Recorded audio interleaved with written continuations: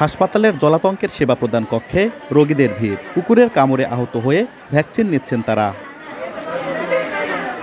স্বাস্থ্য বিভাগের তথ্যমতে সম্প্রতি পাবনা জেলায় বেড়েছে কুকুরের কামড়ে আক্রান্তদের সংখ্যা। প্রতিদিনই বিভিন্ন হাসপাতালে সেবা নিতে আসছেন রোগীরা। তবে জেলার সরকারি হাসপাতালগুলোতে গত 4 মাস ধরে মিলছে না জলাতঙ্কের ভ্যাকসিন। রোগী ও স্বজনরা বলছেন, ভ্যাকসিন না পেয়ে অনেকে ফিরে যাচ্ছেন, অনেকে বেশি দামে ওষুধের দোকান থেকে কিনছেন। এতে বিপাকে পড়েছেন তারা। 2-3টা অফিসে ঘুরছি, তার টিকাটা এখনো পাই নাই।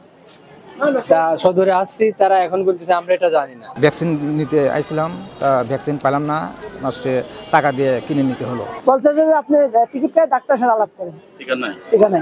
তবে শিগগিরই চাহিদা অনুযায়ী ভ্যাকসিনের সরবরাহ বাড়ানোর আশ্বাস সিভিল সার্জনের।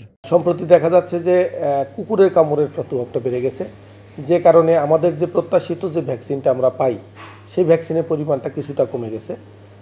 এই বিষয়টা উল্লেখ করে আমরা ইতিমধ্যে স্বাস্থ্য অধিদপ্তরে আমরা চিঠি প্রেরণ করছি। আমরা আশা করতেছি দ্রুত সময়ে আমরা কুকুরের কামড়ের যে এইটা আছে ভ্যাকসিনটা আছে, ভ্যাকসিনটা আমরা পেয়ে যাব আশা করছি। সিভিল সার্জন কার্যালয়ের তথ্যমতে পাবনায় প্রতি মাসে গড়ে 700 থেকে 800 জলাতঙ্কের ভ্যাকসিন প্রয়োজন হয়। সবুজ মোল্লা, সময় সংবাদ, পাবনা।